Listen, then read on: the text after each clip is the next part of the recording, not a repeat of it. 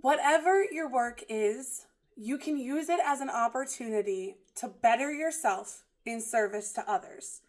You deserve to do work that matters. My name is Stephanie Ann Roy. I am an entrepreneur, speaker, the host of the Do Work That Matters podcast, and co-author of the new book, The Spiral. This month in our online community and our physically monthly newsletter publication, we've been talking about Zone 2 living. Now, we go deep into what that means in the newsletter, and you can visit the link in the description below to find out more.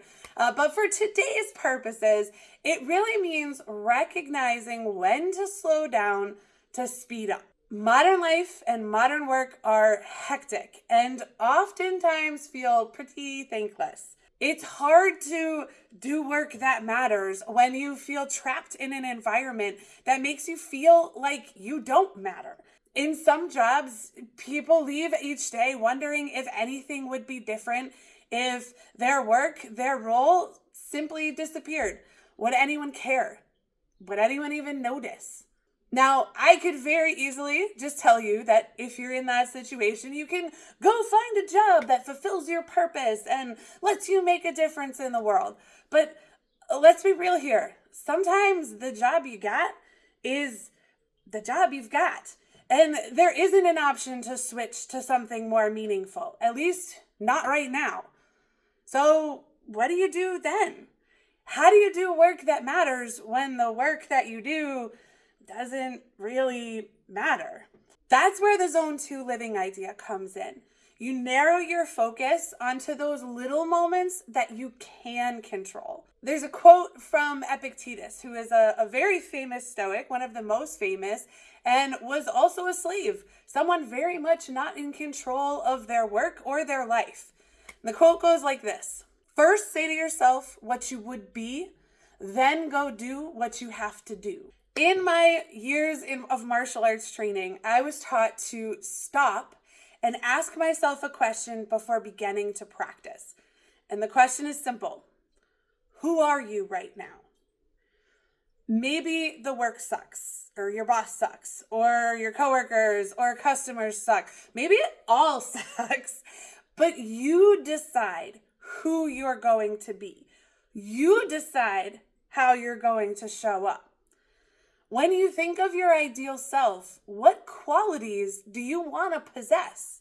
Patience, positivity, reliability, strength, confidence, composure, organization, effectiveness, high quality work. Whatever it is, the game becomes practicing the skill despite the situation around you. If the game you're playing doesn't excite you, if the work you're doing doesn't feel like it matters, start playing a different game. Your work, the work you do as a human in this lifetime, does not begin and end with the job you have now. If you're boxed into a stuffy office with a crap boss, or you're miserable flipping burgers or lifting boxes for minimum wage, you can still train to do work that matters. If someday you do land your dream job where you can really make a difference and be seen for all of your true potential, you won't magically become some ideal version of yourself. Practice that now. Make the work matter by giving yourself meaning, even if your day-to-day doesn't feel overly inspiring right now. To me, doing work that matters means bettering yourself in service to others. If the outward work doesn't feel like it matters, do the internal work that does. That's it for today. If this idea is compelling, I recommend checking out our new book, The Spiral. It's all about designing a life that is self-sustaining and momentum gaining so you can do more work that matters. You can find it at spiraluplife.com. And in the meantime, as I always close out everything, wherever you are, whatever you're doing, keep being you.